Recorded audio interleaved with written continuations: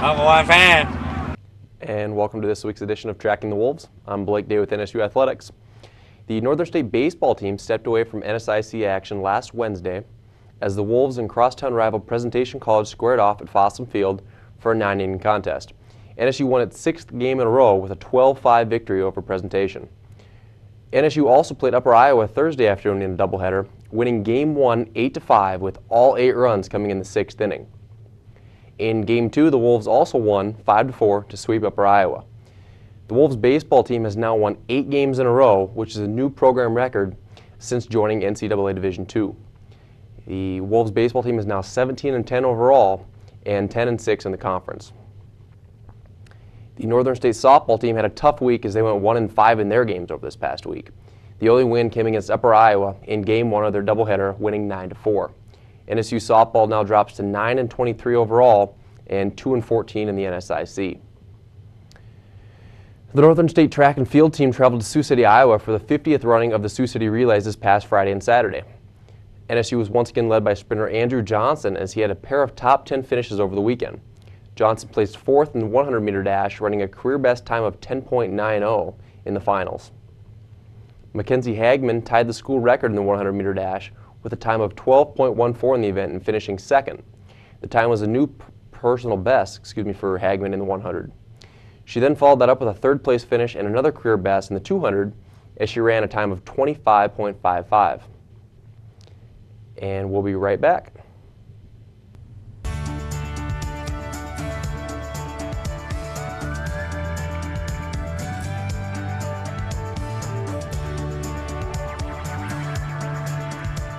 NCAA championships are something special.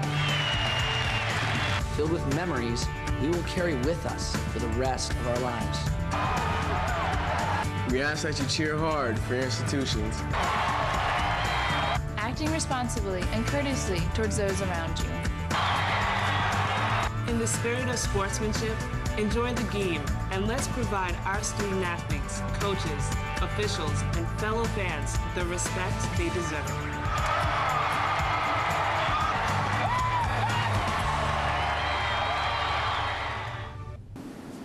Welcome to Tracking the Wolves. I'm Zach Flackus, Associate Athletic Director at Northern State University, and our guest today is NSU head football coach Tom Dosch. Coach, how are we doing today? Doing good, Zach. How are you doing? You know what? We made it almost all the way through spring ball without getting snow, and then, of course, the day before the spring game, we're getting a little bit of snow outside, but it doesn't look like it's sticking too much. Right, yeah. Are you guys actually done with practices now? For the most part, we have one practice left. Today, a real light practice we'll do. Probably end up even doing it inside. It's pretty much a mental practice, and then we have our spring game on Thursday night, April 17th, and that's our last of 15 practices for spring football. You know, and you've been at Northern now 4 or 5 years? It's my 5th spring, yeah. Okay.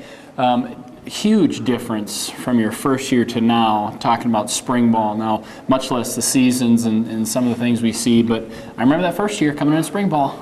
45 guys maybe, and nobody over 220 pounds on the team. So we dressed 37 guys for our first spring game. Wow. So and now for our game tomorrow night, we'll probably dress about that many guys on each side of the ball. You know, we'll probably have around 70.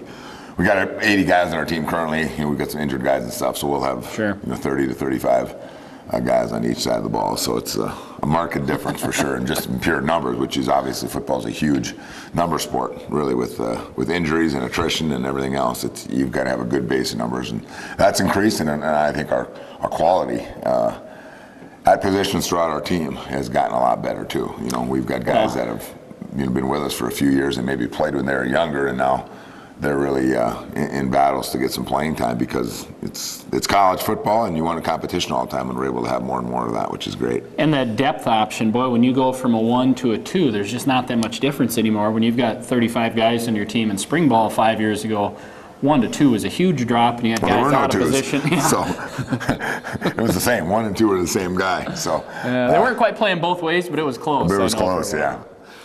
Just talking about spring ball a little bit, I know you got a new coach in this year, Ben Arrett, which wish Mike Schaefer the best of luck. I think he's at Concordia St. Paul now.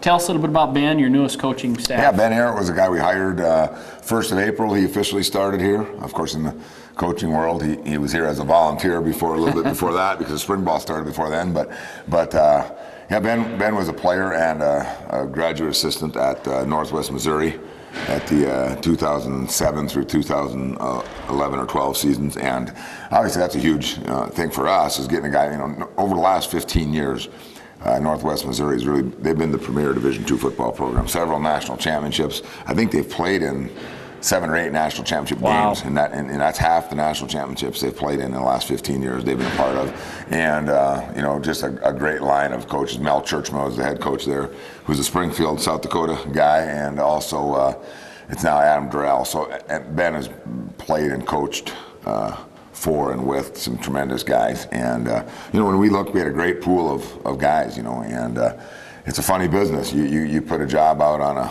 coaching website, in literally a matter of minutes, you'll have dozens of applications, because there's a lot of people foolish enough to want to get into college coaching. But anyway, good pool of guys to choose from. We really felt Ben was the fit we were looking for, from a knowledge standpoint and from a presence standpoint, and how how we feel he'll be as a football coach, as a recruiter, and just as a guy in our athletic department as a real good fit. Well, and you as a coach, you've been in the Midwest, most of your coaching career. The value of offensive linemen, defensive linemen having size, huge difference compared to, when you came in. I think the previous coaching staff had a little different philosophy, and so they didn't have the size. When I looked out there in spring ball now, Ben's got some tools to work with. Now, I know a lot of these guys are young, but your O-line is just absolutely enormous. You've got guys that are 6'10", 6'7", 6'6" across the board in line. Tools to work with? Yeah, for sure. And, I think a big thing is, you can never, I've said this, I've been quoted saying this, but you can never have too many big guys. You can't have enough big guys on your team because of depth of practice, of just quality. You're going to have more competition. And offensive linemen in particular, and defensive linemen, those guys they develop differently when they're 18 to 20, 22 years old. Sure. I've seen guys coming out of high school or whatever be a average prospect and turn into an all-conference player, and you probably aren't going to see that as much at running back, at receiver, at cornerback, because either you're fast or you're not fast. But big guys develop differently. Yeah. And we've currently got 15 offensive linemen, in our program, which gives us, we're 3 deep for spring ball, which we're not, because we've got a couple injured guys, but that's why you got to have that. And then we've got 13 defensive linemen, and in our spot that gets us about 4 deep actually. So good competition allows those guys to obviously very physical positions. So when guys you don't have to get guys get beat up the whole practice. Sure. And have nothing left of them by the end of the practice or the end of the week or end of spring ball. So it allows us to stay as healthy as we possibly can, and that's what we're shooting for. When you do get guys banged up, you can still go through a regular practice. But yeah, Ben, young, we had 3 seniors graduate on the offensive line, so Ben's got a lot of work there. But again, we feel the talent level combined with the size, and guys who have been in our program for 2 or 3 or 4 years have kind of been waiting their turn a little bit. We had John Caspers and Jay Colgene and Kyle Cabral all graduated last year, and so guys to step up. We're really returning Justin Parsons, who's going to be a 4-year starter for us. And then Hayden Gowan, who's really entering his 3rd year as a starter, and Hayden's out with an elbow injury this spring, won't practice, but he'll be back in the fall. So combination of some guys that have played and also some young guys that are pretty eager to learn and are getting better every day. Well, and I think that's kind of a similar theme to a lot of your team. You've got some depth at nearly every position. Were there some players that stepped up that you saw through spring ball that said, okay, he's just made the move, now he's looking at playing time, or he's looking at taking over a starting role? Yeah, there's been a few. And I'm probably not going to start mentioning them because I'll forget somebody. Absolutely. But there's been guys at several different positions, and we'll see how the spring ball plays out. You get to see kind of 2 or 3 different types of guys. You get some veteran guys who have played a lot of football, that of Jared Jacobson, Ryan Waybrecht, Paul Woodward, Justin Parsons, guys like that have played a lot, that are more, they're comfortable in our system. They go out there, and you feel confident that they're still getting better, but they know what they're doing. I always think it's fun to watch guys who've actually played a year. Maybe they redshirted, and now they've actually been through the season. And a lot of those guys, Connor Doherty, Channing Barber, Trevor Heining, there's a whole list of those guys that have played a lot and are really getting a lot better here. You see them their second year, you can tell they've been through a season now, and they understand what it takes to play in games. And then, of course, the young guys who redshirted last year, we redshirted 30-some guys, and having those guys now, all right, you're no longer on the scout team, you're no longer a redshirt. I tell them at the beginning of winter workouts, we don't have scout teams anymore. There's no red shirts. Everybody's just a guy on the team now. Free for all. Exactly. If you can play, you can play. You got to play. And like I said before, it's college football. We're going to play the best guys we can. And so, we want to create that competition, young and old. And hopefully we're doing that this spring. And I know you've brought in a good recruiting class again this next year. Your goal is always to redshirt as many of them as you can. Have you found some positions where you've said, we're going to have to see if some of these guys can play a little bit? Yeah, with our 2014 class, we've identified a couple guys that we think, maybe at some skill positions, which is probably the easiest transition from high school to college, because the physicalness isn't quite the same as it is as an offensive, defensive lineman, a tight end, a linebacker kind of thing. So, you look at receiver, running back, defensive back, maybe they're being guys that we think that these guys can come in and hopefully compete and play for us next year. And you really don't know until you get them here and you get them out there with your team and they're going through practice and they're understanding your schemes offensively, defensively, whatever the case is. But we've identified a couple spots where we think, and there'll probably be a couple spots at the end of spring ball where we do this every year, where we evaluate our whole team, and there are a couple spots where we think maybe we need to go get a guy at a spot or two for some immediate help, whether it be a 4-year or junior college transfer or other case. And that'll probably happen as well. And it's no secret, what you needed when you came in for the program, I don't think we had in the football program. I think as your years have gone on, your work in the community, the coaching staff you brought in, having some success on the field, all of a sudden now you've got a lot better support pool, you're getting some additional resources, you're able to bring in some probably a better breed of athlete to start with. You combine some scholarship things academically, athletically, the coaches that are recruiting, but a lot of that still comes back down to you as the head coach, doing things like your football golf tournament, the camps you do in the summer, and the type of coaching staff that you bring in. What do you got planned for this summer? What are the things that are going to get you guys better, not necessarily football-wise, that are going to give you the resources? Sure. Well, we've got our youth football camp May 20th and 21st. I think that's a Tuesday and Wednesday night.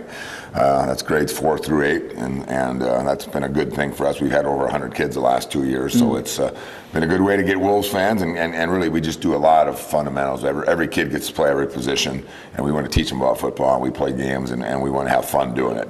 And then we have our football golf tournament, which is Friday, June 6th, and golf tournament auction, which is really our biggest fundraiser that we have for our additional things that we look to buy or look to purchase within our football program.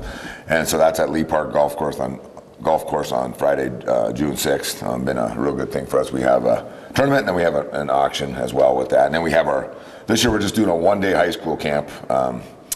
We just tried to avoid conflicts with as many high school camps in the area, North and South Dakota and Minnesota, as we could. And so the day we picked out is Wednesday, June 11th is our best day that we found. So we're going to have a one-day camp at Swisher Field. So big, skilled, everybody coming at the same time? And we have had big and skills, and we're just doing them all on the same day this year. So. Well, and this football golf tournament, I think you guys have really taken that to another level. Northern has done it for a long time. They did it in Faulkton, they did it at different courses, but now it seems like you've got a committee, your coaching staff works on it. You get, I don't know what we had last year, 25, 27 teams, something like that. Great fundraiser, and it's just a great event. When you get the Derek Dingers and the Tom Sayers and some of those guys that are really behind you and support you, it's fun to have that tournament every year. Yeah, and then, like you said, we've got a great support staff of former Northern State football players, and also guys maybe weren't Northern players that are just great supporters of our program, and we've got a good combination of that too. So yeah, Coach Hoskins is our golf tournament coordinator, and he does a tremendous job with that. And like I said, it's a fundraiser, but it's also a friend raiser too. We're able to get more guys connected with our program and find ways to just connect the community and alumni and everything else with our and like you said, a lot of the guys that golf, they didn't actually play football at Northern. They're just avid fans. They like the tailgating atmosphere that we've got out there. That looks like a lot of fun. I It wouldn't is a mind lot doing of that fun. some days, yeah. So Yeah, you probably don't get many to do tailgates much in a tailgate year, much. but- No, I've never really done that, so it looks like fun, though. Well, you got a busy summer. I know you got only one new coach, which is kind of nice. I know you'll be replacing some graduate assistants, but another key to your program is you've had so many mainstays that have been in your program, you know, since you've got here. Talk a little bit about your coaching staff before we let you go and their plans over the summer, whether it's recruiting or just things that they've got going on. Yeah, we have had Ben here. We talked about him. Also, Matt Rakowski, who was a player here for us in 2010 and 2011, has come back and joined our program as a graduate assistant, coaching our safeties, and been a real good transition because Matt played that position, but he's been disconnected a little bit for a couple of years, so. You know, the players don't really know him as anything but a coach now, and a lot of knowledge. Which is kind of good sometimes. That's what you want. Absolutely. That's what you want to have. And then yeah, we've, you know, after spring ball's over, we'll go through and really evaluate our whole team, and I'll have a meeting with each guy. Each of the position coaches will meet with each of their players, just to kind of see where we're at and you know, see if any changes that need to be made. We will go out and do our spring recruiting, which is primarily junior recruiting. We can't actually go out and make face-to-face contact. We'll go out and see coaches, watch track meets, do whatever, and you know, we'll do that with our coaching staff in the upper Midwest, North and South Dakota, Minnesota, Iowa, Nebraska, maybe Illinois a little bit, which is an area we went into recruiting-wise, and that'll take place, you know, really end of April through the middle of May kind of thing, and then we'll do some things with camps and golf tournaments, and of course, as a coaching staff, you spend a ton of time in the office and working between August and February, so you try and get away and do some, you know, spend some family time as well. But our coaches will also go out and do camps. In addition to our camp, we go out and do several camps. We've done one in Lemon, South Dakota. We've done one in Chamberlain, or helped out on Linton, North Dakota, Fargo. Brookings, you know, we've gone out and been able to work some camps at different places and kind of take the product to the customer a little bit sometimes, and that's really kind of been our philosophy from a camp standpoint. And then watching film and just trying to get ready for the season too, because you try and get as much stuff prepared ahead of time as you can, so when the season comes, as crazy it is, you feel like you're prepared as you go into each week and with each opponent and in the fall camp for that matter. And you can really tell why the recruiting you do has paid off. I mean, when you see the caliber of the athlete, it's because you're getting out and doing all this spring recruiting, and you know, coaching is a year-round thing anymore. It's not like the old days when you had a football coach who was also a baseball coach, and it'd be pretty hard to do right now. It's just almost impossible at the level of competition we're at and where you've got the program moving forward. So that's just great to see it, and being around your coaching staff this much. You can see the excitement in their eyes, and they know what's coming down the road, and looking forward to that Winona game. Oh, what's the game? Thursday, September 4th. September 4th. Get it on the calendar. Tailgating starts at whatever time. Huge tailgate, just like we had this last year. I think we got Dinger in charge of that. That's why I had to give him a little bit of PR to get Dinger to run that first tailgate for us. He'll do a great job with that. Okay, Coach, with that, I'm going to let you run. But this has been Tracking the Wolves. I've been Assistant Athletic Director Zach Flackus with Head Football Coach Tom Dosh. Thank you much. We know you want family-friendly sporting events. Sporting events where you can be comfortable and entertained in a positive environment. Watching great individuals and teams compete. With commitment, effort, and good sportsmanship. That's what the Division II Game Environment Initiative is about. Be a part of the excitement and find out why. These student athletes say with pride, I chose Division II. And welcome back to Tracking the Wolves.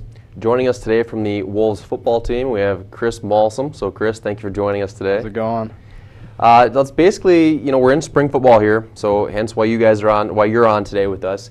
Let's just kind of start out by telling everybody about, you know, position, what class you're in, you know, red shirt, not red shirt. Tell everybody about that, hometown. We'll start with that. Alrighty, I'm Chris Malsom, wide receiver.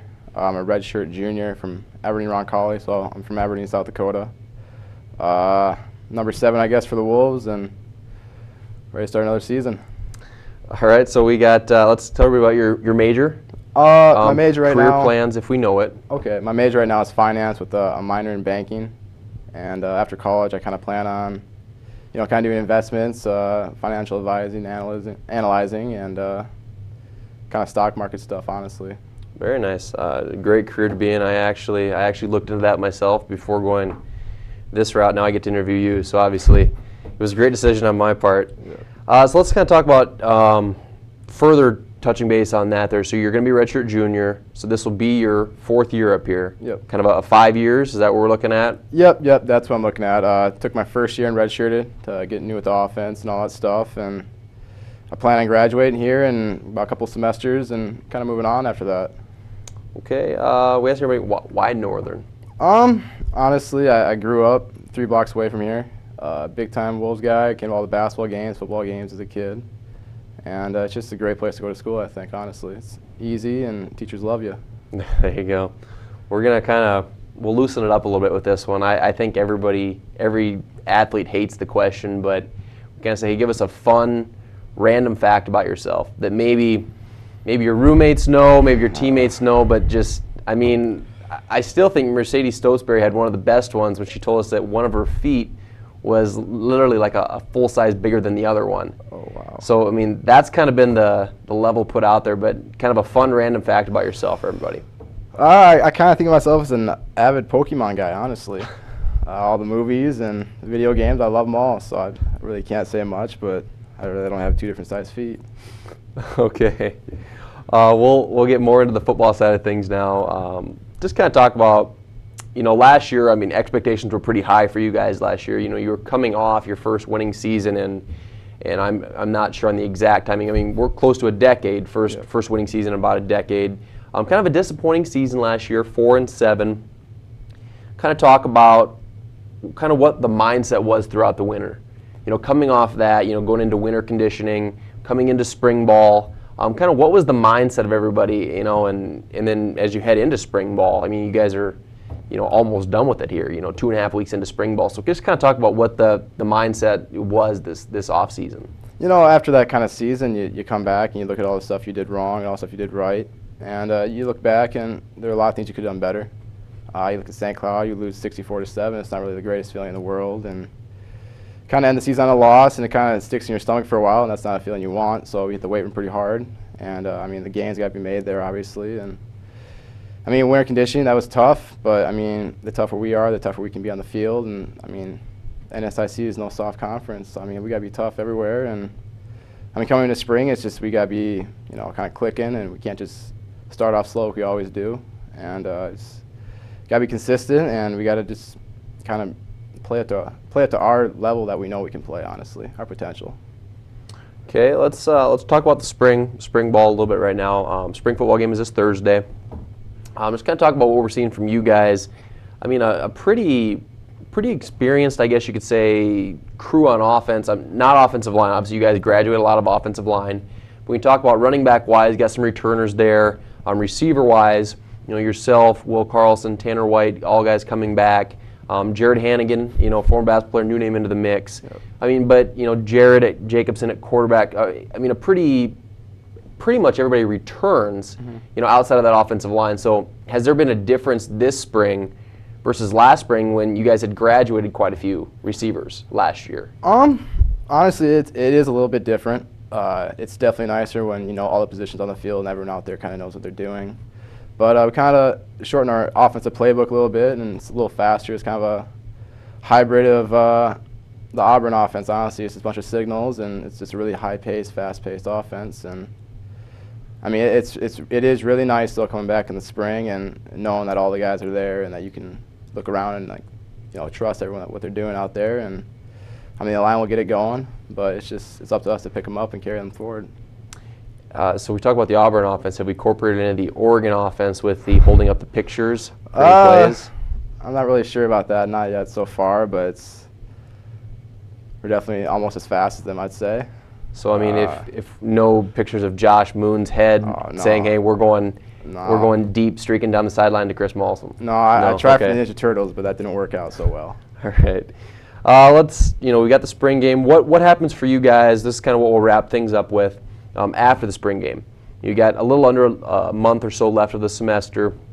Football-wise, what happens for you guys now? Once spring's over with, what are we looking at in the summer before we head into fall camp? Kind of what are the plans that way? Yep. After spring ball, we go back to lifting a little bit, and then obviously there's finals, and then we get a little break. And then that's where the bigger gains are made. It's the summer, so we go lifting a couple times a week. We run a couple times a week, and we have Skelly. And I mean, it's grinding out there in the summer. It's hot, and it's time to put in work, really. So, I mean, it's just a process, and it takes us into fall. All right. Well, hey, Chris joined us today on about a 5-10 minute notice, so we're very appreciative for joining us today. And again, thank you. Yep. Good luck with the last few days of spring ball. Spring game this Thursday at 6:30. Yep. Out at Swisher Field. So we'll be right back with upcoming events.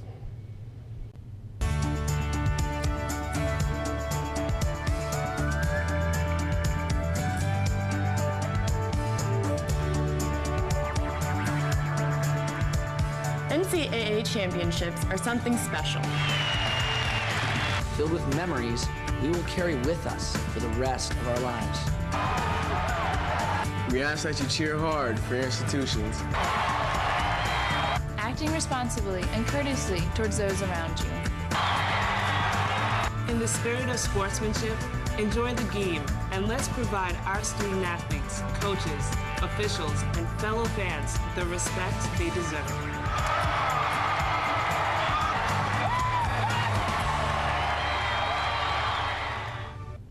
And welcome back to Tracking the Wolves. Northern State's Madeline Fluharty from the track and field team and Hunter Koff from the men's track and field team have been named as Qdoba Scholar Athletes of the Week for their academic and athletic efforts over this past week. Madeline Fluharty had a pair of top 5 finishes at the Sioux City Relays, as she had a new career best in the 100-meter hurdles, placing 3rd with a time of 14.80. Fluharty also had a career best in the long jump, as she placed 5th with a leap of 17 feet, 11 3/4 inches. Hunter Koff placed 3rd for the Wolves in the 5,000 meters with a time of 15.5197. Let's get to some upcoming events. The NSU baseball team will be hosting Minnesota State Mankato for a doubleheader on April 18th and 19th, with Game 1 starting at 1 p.m. both days. The NSU baseball team will then host Winona State on Wednesday, April 23rd for a doubleheader starting at 1 p.m. at Fossum Field. The NSU softball team will be hosting Bemidji and Crookston on April 18th and 19th. Doubleheaders both days starting at 1 p.m. at Moxon Creek Complex. The last home weekend for NSU softball will be doubleheaders on April 26th and April 27th against University of Sioux Falls and Southwest Minnesota State. The NSU track team will be hosting an outdoor track and field meet Friday, April 18th out at Swisher Field. The NSU track team will then travel to Moorhead, Minnesota for the Cobbler Twilight on Tuesday, April 22nd. For up-to-date information, schedules, results, and the official Nike gear of Northern State Athletics, go to our website at northernstatewolves.com and be sure to follow us on Twitter at Wolves Athletics. Also, don't forget the NSU football team will have their annual spring game this Thursday out at Swisher Field at 6:30 p.m. Thanks for watching, and go Wolves!